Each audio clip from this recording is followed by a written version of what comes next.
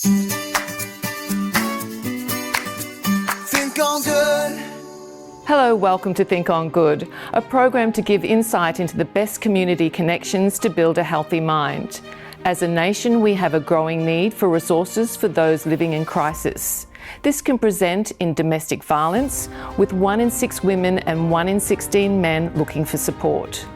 The contributing factors to living in crisis can be in relationship breakdowns, financial distress, or an addiction, and at times all of these things culminate together. Today we find out how to get from a crisis storm to a stable place with the wisdom and resources of Hope House Espresso.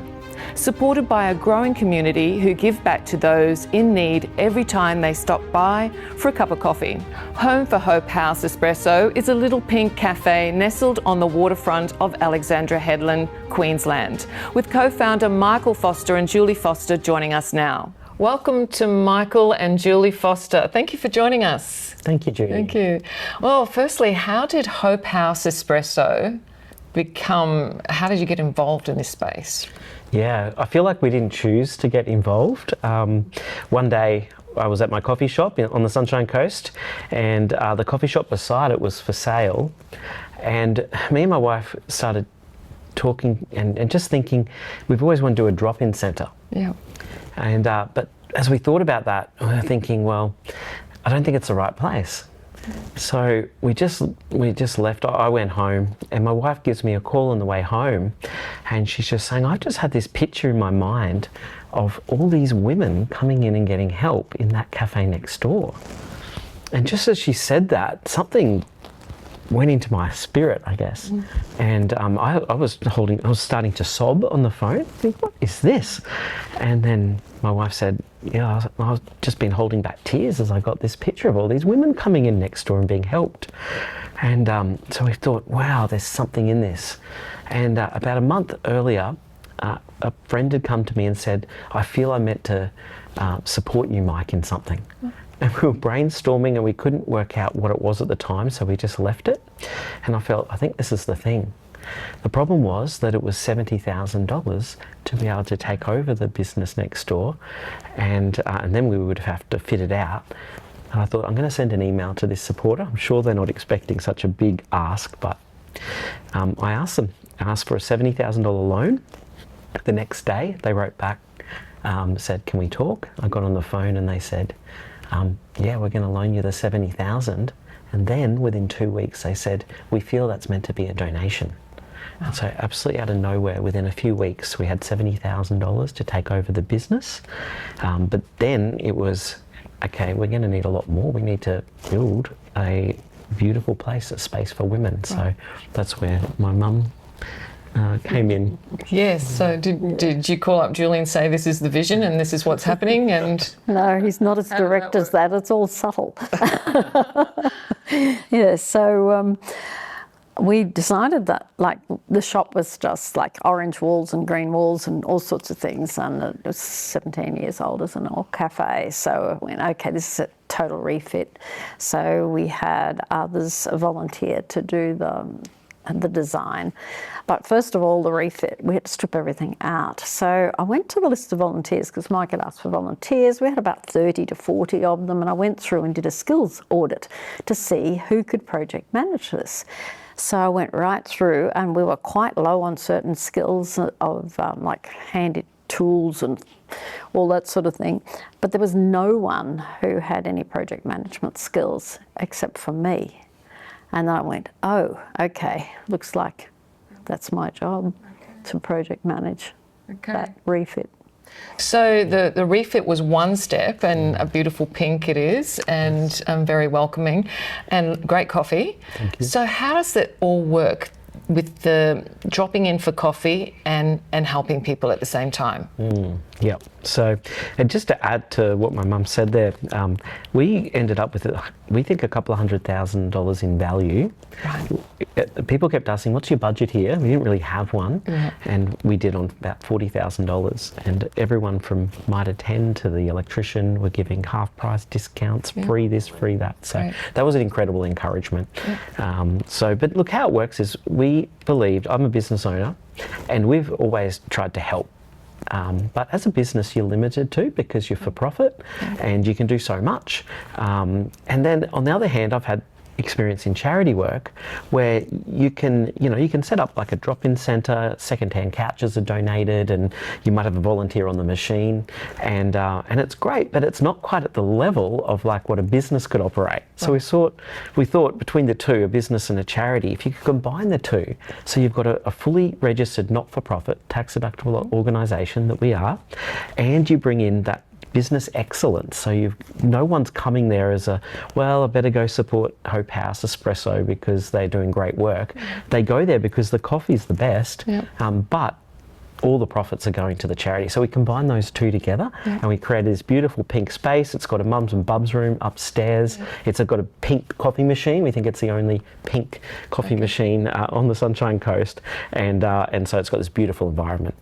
But all the other stuff with helping clients, it goes on behind the scenes. Right. So people contact us through our website, they fill in a form, and then that's when the journey begins with us. Okay. So what would you say to someone who's in a crisis, Julie? You coordinate this side of it. That's right.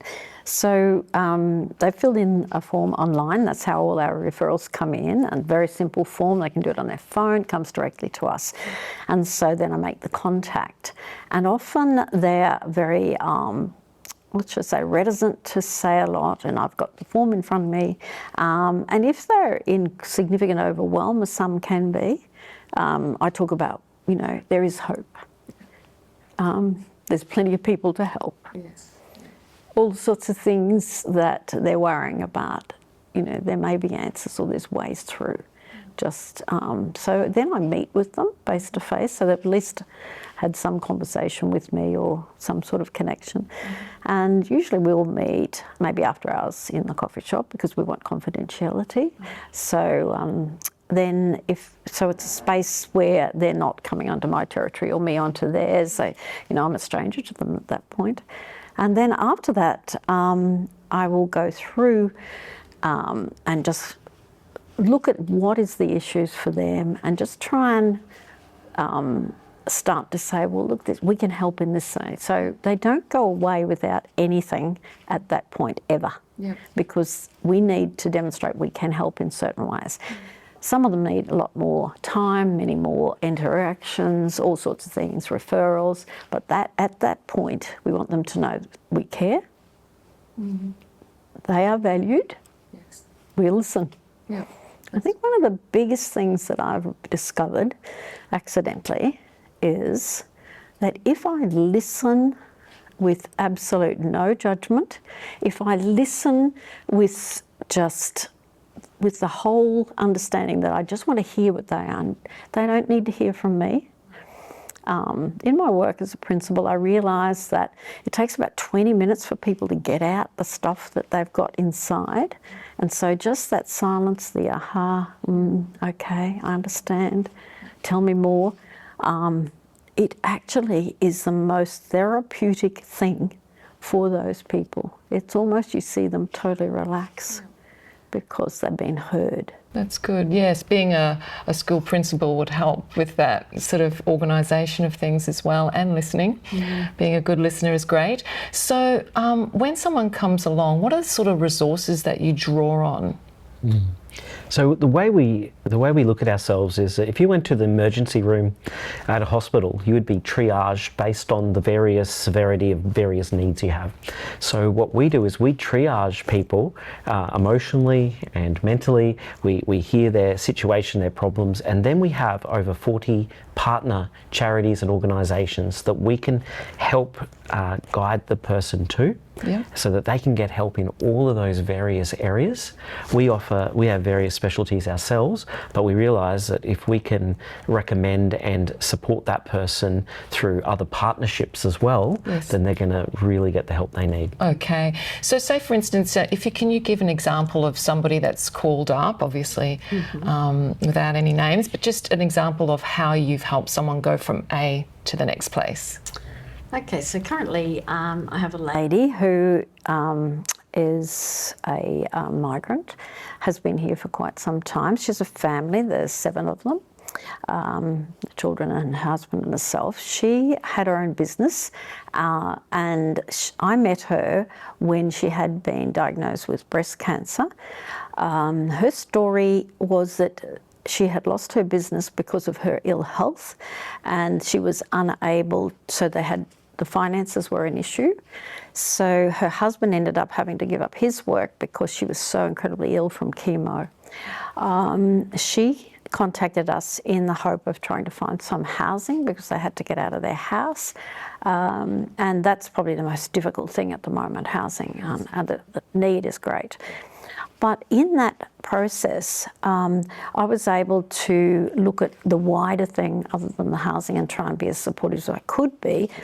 And so we provided meals. So we did a lot of work where we could save money for them because they had to pay rent. And they were in temporary places. One of them was costing them $920 a week. So the money that all the kids putting in had to go to that. And so we tried to help in other ways. But the emotional support, and I'm still in contact.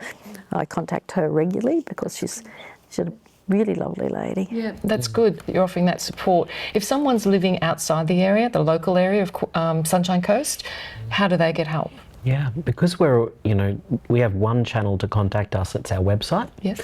So if people just go to hopehouse.au, there's no .com, just hopehouse.au, immediately they will see a button that says need help. Yep. And they click that, they send a form, you fill out a form, and that form will come to us and we can engage and help. We've helped people in South Australia, 2 ladies in South Australia. Yes. We just draw on various connections in those particular areas, and we can definitely help from afar. Yes, so even if they think that others are worse than they are, there's always that open door with yourselves. Like for us, there's no crisis too small. Yep. So a lot of people think that, is this really a crisis? If you're thinking that, fill out the form and get in touch with us, because if it's a crisis for you, it's a crisis for us. Yep, that's great. And plans for other regions? Yeah, look, we love the concept, and we think that Hope House Espressos could be all around the country. There'd be great projects for community organisations, churches, and just people that want to help in the community. And if people want to do that, they can reach out to us and we can help them. All right, and we're just going to wrap this up, but I would love to know what your inspirational quotes are. Well, saying. Okay. Well, I just love the story of the man who's walking along the beach, and there's thousands of starfish along the beach, and he's throwing them in one at a time. And someone comes along and says, look, you're not really making a difference. Look at all these starfish. And he says, well, I made a difference to that one. Yeah. And that's how we see it. Like, every person has dignity and value. Yes. And even if we just help a few, that matters. Yep. Yeah. That's a wonderful work that you're doing. Yeah. Yep. For me, it's the words of Jesus in Matthew 25, and he talked about, helping. It was, when I needed clothing, you helped me. When I needed food, you helped me. Yeah. That's great. That's a great saying. Thank you. A great scripture. So how can other people help? Well, if you go to hopehouse.au, you'll also find a button there where you can donate. Every dollar goes absolutely to the help and care of people. Our management team and our board are all unpaid, so that means that the money is really going to help these women in need. So. Yeah, women in crisis.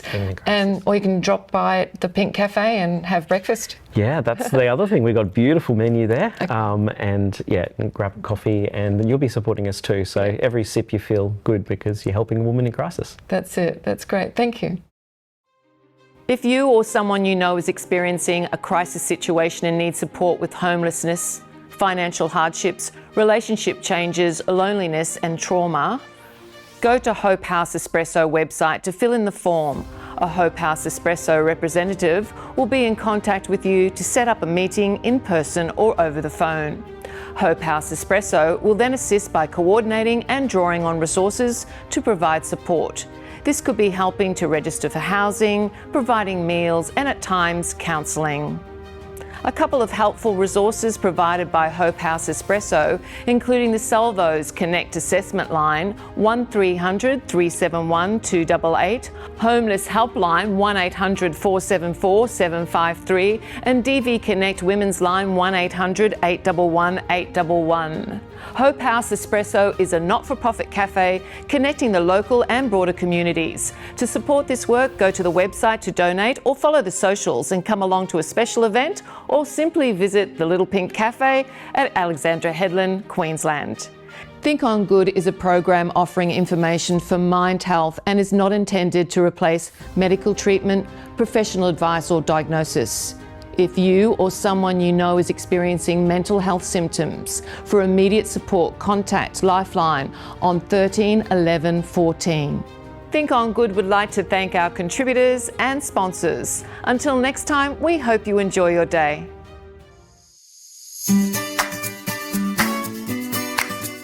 Think on good.